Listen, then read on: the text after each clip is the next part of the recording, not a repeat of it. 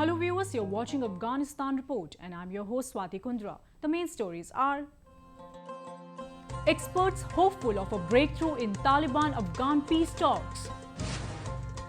Pakistan-Afghan security must join hands to combat terrorism, says Britain's Hammond.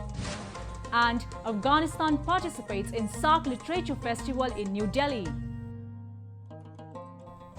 Experts remain hopeful of bringing the Taliban to the negotiating table to initiate peace talks despite the group's consistent demand of withdrawing foreign forces from Afghanistan. A report. Experts on Afghan affairs remain positive about peace talks between the Afghan government and Taliban, scheduled to be held in mid-March despite harsh demands made by the Taliban. Taliban militants rejected the offer in a statement on March 5 and put forward their three demands, which include no talks till the foreign occupation of Afghanistan is over, the name of Taliban leaders are deleted from a blacklist, and Taliban detainees are freed. And all these three conditions are supposed to be done through the peace process dialogue, not as a condition ahead of the peace process. That does not make sense. Anything that all four sides they are agree on the peace process, then it should be implementable. They act jointly. I don't think that Taliban has any other choices except to come to the peace negotiation table. Direct talks were scheduled to be held in Pakistan between the Taliban and Afghanistan, Pakistan, China and the United States, the Quadrilateral Coordination Group. In a rare admission, the Pakistani Prime Minister's Security and Foreign Affairs Advisor Sartaj Aziz publicly acknowledged sheltering Taliban leaders during a visit to Washington early March. Experts said the change in Pakistan's strategy would likely to lead to tougher measures on the Taliban.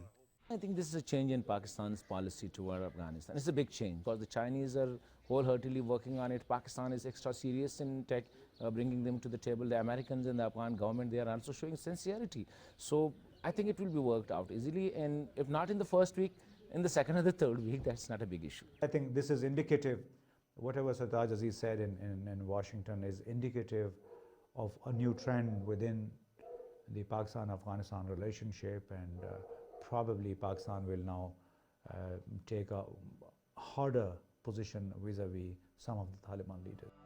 Aziz's statement has led to more discontent in Kabul over the progress in the talks, and particularly in Pakistan's role in bringing the Taliban to the table. In a major boost, UK pledges $1.4 million to support the Afghan peace process. British Foreign Secretary Philip Hammond, who was on a visit to Afghanistan and Pakistan, urged both the countries to overcome trust deficit and help support the peace talks. We have a report. British Foreign Secretary Philip Hammond underlined the UK's long-term commitment to support peace in Afghanistan. Hammond, who was on a visit to Afghanistan on March 7, reiterated the UK's support for quadrilateral talks, which provide a crucial opportunity to bring peace and stability to Afghanistan and an end to the suffering of the Afghan people. UK announced that it would provide $1.4 million to support preparations for peace talks between the Taliban and the Afghan government. The Afghan people deserve peace after decades of conflict and instability, and without peace, Afghanistan cannot realize its economic potential. The United Kingdom strongly supports the efforts of the Afghan government and the Quadrilateral Contact Group to start direct peace talks. As an indication of our support, I'm pleased to be able to announce today that the United Kingdom will be providing $1.4 million to support preparations for the peace process. We are committed to promoting an understanding in both Afghanistan and Pakistan that it is in the interests of both countries to work together, to collaborate together, to destroy the elements who are trying to undermine the legitimate governments and the legitimate aspirations of both Pakistan and Afghanistan. We will continue to do so. Foreign Secretary Hammond also visited Islamabad, where he stressed that it was in the interest of both Pakistan and Afghanistan to work together to stamp out cross-border insurgency.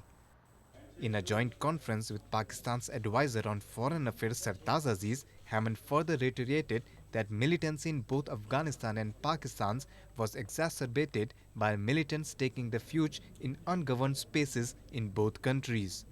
And what needs to happen is for both governments to work together to ensure that there is no space in their respective countries for people who are seeking to attack the other country. That to recognize that the security of each country is inextricably tied up with the security of the other. Now, there is as so often in these situations, there is a willingness at one level on both sides to do that, but there is also a lack of trust built up over many years. And I believe, and I've said this morning, that the way to address this is small steps and mutual steps.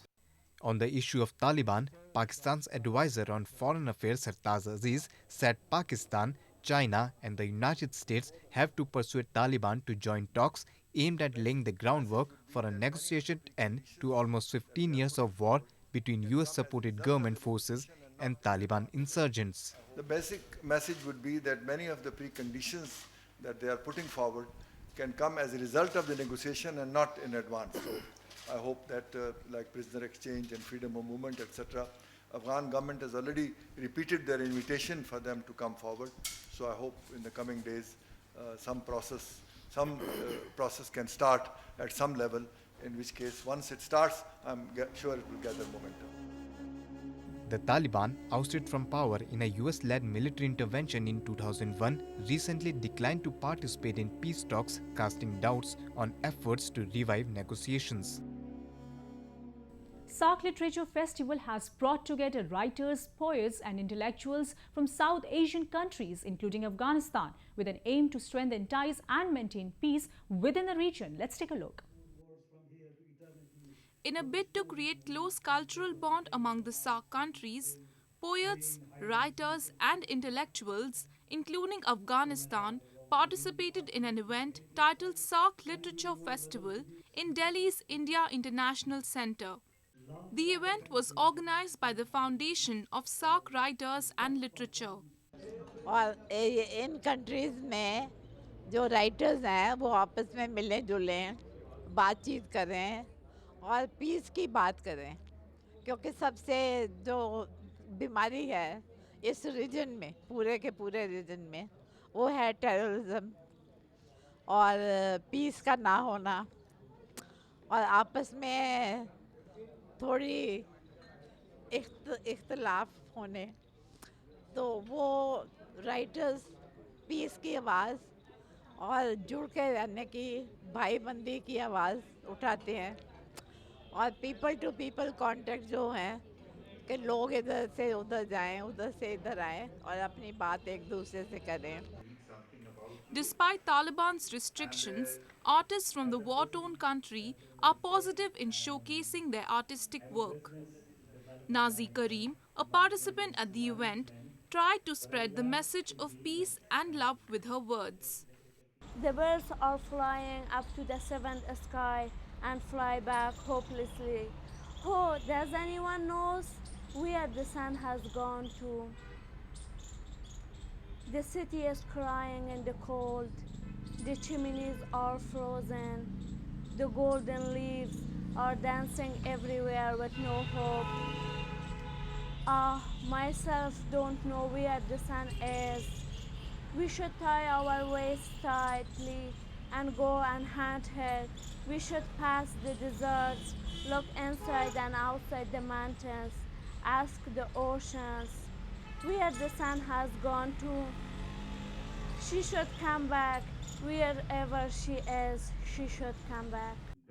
The SAARC Literature Festival is held every year in South Asian countries, highlighting common concerns related to creativity, common folklore and common civilizational links among people living in the SAARC region.